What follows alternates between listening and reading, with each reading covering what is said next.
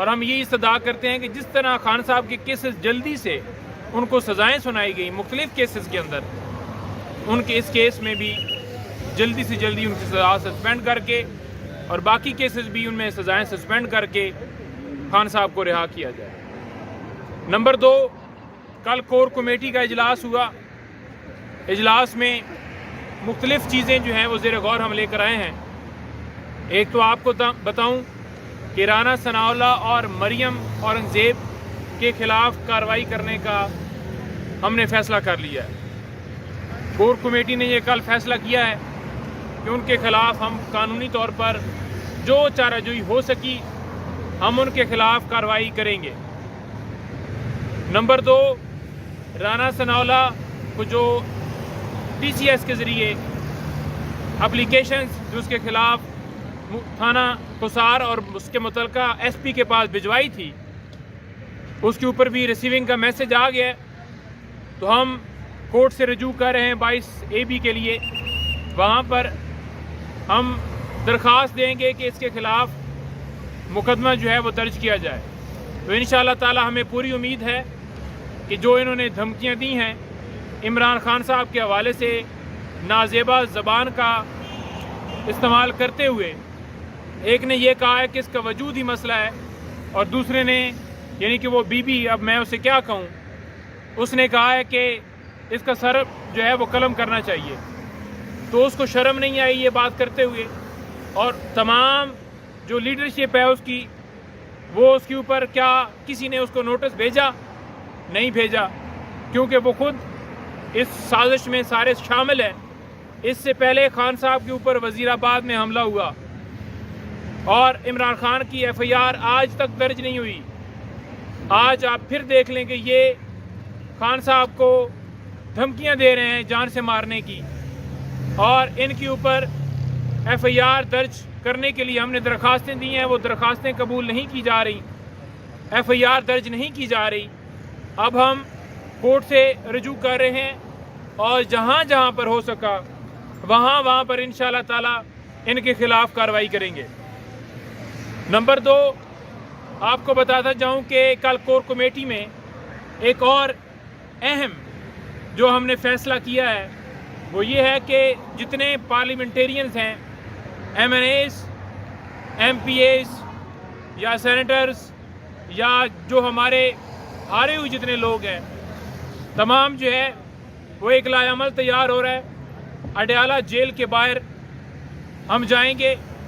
بھرپور طریقے سے اپنا پرامن احتجاج ریکارڈ کریں گے۔ انشاءاللہ اسلام آباد کے اندر جلسے کے حوالے سے بھی کل مشاورت ہوئی ہے، تو جو ہی کورٹ سے اجازت ملے گی تو انشاءاللہ اسلام آباد میں جلسہ ہوگا۔ نمبر 2، کراچی میں جلسہ جو ہے اس کا انعقاد جو ہے حلیمہ عدل شیخ صاحب پوری اپنی تنظیم کے ساتھ، سارے M N As M P As کے ساتھ مل کر وہ سارے وہاں پر کر رہے ہیں، اور اس کے بعد کوئٹہ کے اندر جلسہ جو ہے وہ وہاں پر انعقاد ہوگا، اور اسی طرح سے ہم پورے پاکستان میں یہ سلسلہ جو ہے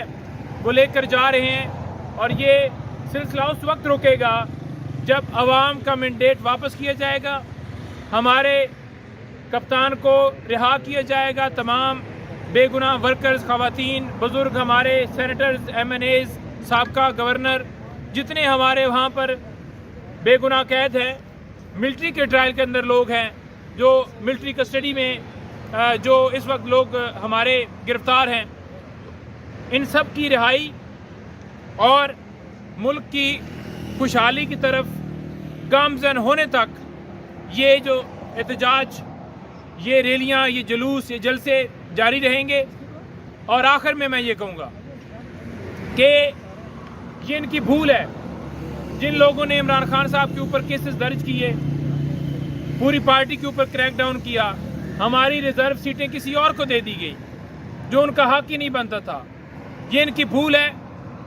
کہ ان سے مینڈیٹ واپس نہیں لیں گے،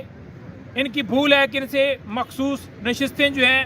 جو ہماری چھین کر کسی اور کو دے دی گئی ہیں وہ واپس نہیں لیں گے۔ اور نمبر 3، ان کی بھول ہے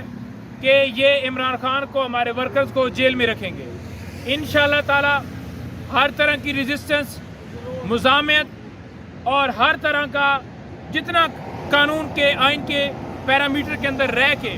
हो सका पाकिस्तान तहरीक इंसाफ हर तरीके से वो करने जा रही है। कोर कमेटी ने बड़ा स्ट्रांगली, बड़ा सख्ती से इन तमाम चीज़ों के ऊपर नोटिस लिया हुआ है और इंशाअल्लाह ताला आप देखेंगे कि कुछ दिनों में और रमज़ान से ख़ास तौर पर बाद आप देखेंगे कि ये सिलसिला जो है ये बदल गया। कोई है सवाल? ये बताएं कि गुज़श्ता रोज़ कोर कमेटी का इजलास था और वहाँ पे कोर कमेटी के मेंबरान के दरमियान तल्ख़ कलामी की कुछ खबरें हमारे सामने आई। क्या सदाकत है उसमें शेर अफजल मरवत की और नियाज़ुल्लाह नियाज़ी के दरमियान जो तल्ख़ कलामी हुई, क्या वो हकीकत है और अगर हुई है तो उसकी वजह क्या है? देखिए, पहली बात तो ये है कि बातचीत हो जाती है एक दूसरे के साथ, वो जमहूरियत का एक हुस्न है और किसी को किसी दूसरे के ऊपर एक हक भी होता है। हम एज ए टीम है, हम एज ए पार्टी, हम एज ए ब्रदर्स, हमारा एक दूसरे के साथ गिले शिकवे हो सकते हैं, किसी के बयान के ऊपर हो सकता है, लेकिन सिर्फ और सिर्फ इस वक्त मीडिया की तवज्जो खान साहब के केसेस, अवाम के मैंडेट और जो मुल्क के अंदर जुल्म और जबर हो रहा है, सिविलियन का मिलिट्री ट्रायल हो रहा है, इन सारी चीज़ों से हटाकर सिर्फ और सिर्फ लड़ाई और झगड़े की खबरें प्रोमिनेट करने के ऊपर लगाई जा रही है। तमाम वर्कर्स पाकिस्तान तहरीक इंसाफ के और पूरे पाकिस्तान को मैं ये कहता हूँ कि ये जो जंग है इमरान खान आज लड़ रहा है, आपके बच्चों की मुस्तकबिल के लिए लड़ रहा है। आज अंदर जेल में बैठ के अगर उसकी एक डिमांड है तो वो क्या डिमांड है? उसकी एक डिमांड है, वो कहता है कि मुझे कुरान पाक दो, वो कहता है कि मुल्क के अंदर रूल ऑफ लॉ हो, वो कहता है कि मुल्क के अंदर खुशहाली हो। उसका तो कोई ज़ाती इंटरेस्ट नहीं है, वो सियासत में आया तो सिर्फ इबादत करने के लिए। तो आपने अगर आप इस मुल्क को आज़ाद करना चाहते हैं, जो क़ायद-ए-आज़म मोहम्मद अली जिन्ना ने ख्वाब देखा था, तो फिर आप सबको इमरान खान का साथ देते हुए